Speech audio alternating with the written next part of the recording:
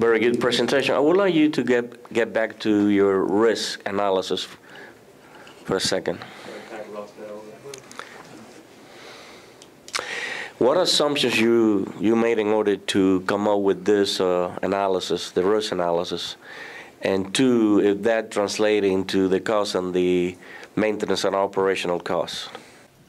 Okay, so we didn't use risk and mitigation directly to feedback maintenance costs, but in the sense of the underlying assumptions, it was just based off of research of what is typical of Cuba and the problems they have there. So we covered issues such as theft of equipment.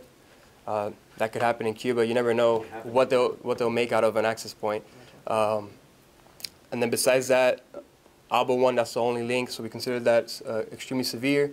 Damage to water components, damage by water is also extremely important, and that's something we addressed as well. Can I add to that? To add to that, yes, when I was doing the financial analysis, I took into consideration the higher risk items and account for how much more that would cost than some lower risk items. For example, corroding of bolts, it would require us to purchase less replacement hardware versus damage to the solar panel, which might be more common, maybe if there are birds flying on it or something like that.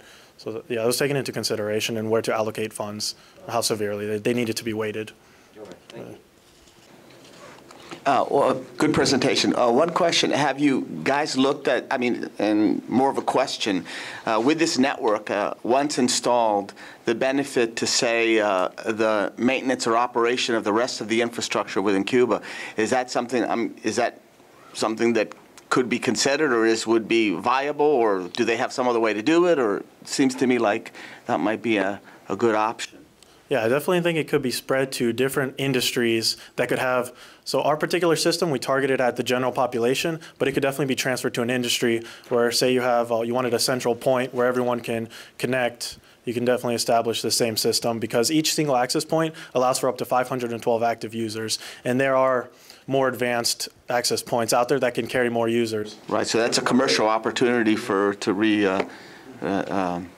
cover the cost of some of this. To add to that as well, Betty had pointed out to us that the internet is no longer a luxury. It's more of a necessity for advancement of the country. And both in terms of the Cuban economy, because telecom is directly linked to GDP, but also to the people itself. The benefits are endless in terms of it could be humanitarian benefits.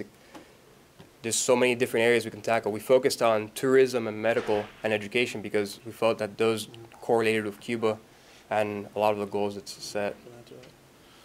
Yeah, and to add to that, we went with Wi-Fi in particular because, as I mentioned, one of the engineering objectives was to be enabling. And through Wi-Fi, you can pretty much do anything. You can video chat your family on the other side of the country. You can make phone calls. You can play games. And so it's fully encompassing. So I agree with your comments. So the commercial viability then could add to making the expansion of this happen much more quickly. Yeah, it's great. Gentlemen, great presentation, great paper. And you answered my question. And you know, I just looked at the paper right now, and you did talk about the 512 simultaneous authentic. It was on the top. That's the number we used when we considered an expansion to the rest of the country, and also why we covered 10% of Habana Vieja was because of a total population of 100,000 with 20 access points. You know, rather than ask you a question, because I think you've answered, at least for me, all the questions, I will have to make a statement.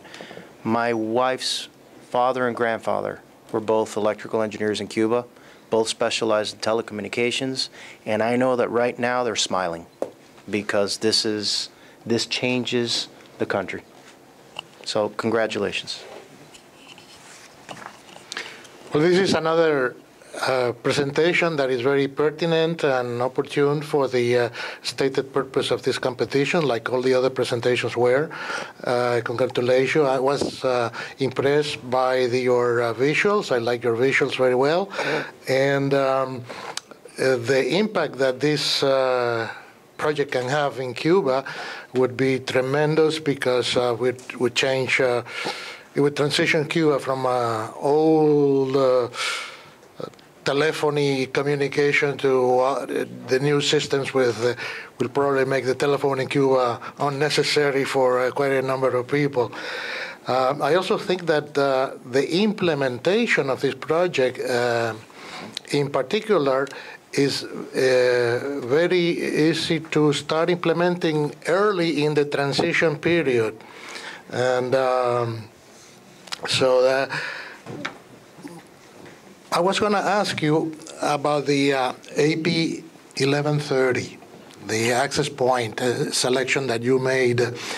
And you describe in your written paper you had considered other alternatives. Why did you rule out some of the other alternatives?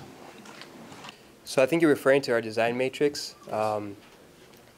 So we ruled out the other alternatives due to the metrics that we use in the design matrix. But besides that, I also want to clarify that, as our mentor Betty referred to in our paper, the AP 1130 is just one company that does this type of solution. There's plenty of other companies that also have robust access points, and overall that shows that the technology has been proven and there's many different options to choose from in the market. This is just one of the options we found that was convenient. Besides that, we picked this technology over expanding other technologies such as microwave transmission, because this has so much more potential for growth, and it really hasn't been addressed in Cuba. That was one other underlying factor. Thank you. May I also say that you probably spend a lot of time in developing your acronym, very extensive and very smart acronym. Very long.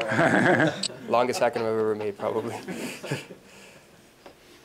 I'd like to thank Dr. Cerejo. Without his research, we would be very lost in background info for Cuba, and Betty for her mentorship as well. I have a sort of a question and a couple of questions and some advice, more or less in a jesting manner. But you say that it only spends $5 million a year. I mean, you probably got this from some of their data, but I find very difficult that a company covering all the island, and recently there's been an expansion on cellular coverage. So I find that figure, I question that figure. I don't know where you got it. So the figure I was referring to is $5.6 million per year between 2003 to 2008. So if we were to adjust for inflation, it may be a good bit more. So maybe more recently, because recently there's been a tremendous buildup of the number of people with cell phones. And like I said, the ALBA 1 cable project in 2011 was a $70 million project. So it was difficult to find data on how much actually goes towards telecom. The other thing is, it seems to me it would have been easy to compute the monthly cost per user under different assumptions about density, no? So you could have each access point, and then depending, you could have a table showing if they have 10 clients, if they have 50 clients, if they have 100 clients. How much would you have to charge them to break even? I mean, it's a question I've asked other people, because as a person working in banking and so on, I'm always thinking about the business model. And this is sort of a joke, but don't even think about taking this equipment in a suitcase to Cuba, because already Alan Gross cost enough trouble. Absolutely. So to comment off of that, a lot of what you mentioned has already been researched significantly and published by Dr. Cerejo, in terms of cost estimates to break even, not necessarily for wireless technology, but for implementing some type of expansion. And again, the numbers we used for averages were directly from his research. And as Eric covered, there's always new projects taking place, but that's what we got for what Texa was investing. In terms of break even, it would be difficult, I guess, to put a direct number onto it. And we focused mostly on our engineering solution. So I think as the network would expand, the profit margin would become larger as you increase it throughout the island. So initially, it may not even break even, it may be negative. But then as we expand the network, if you were to charge the clients for it, it would definitely be less than $5 per hour. But so.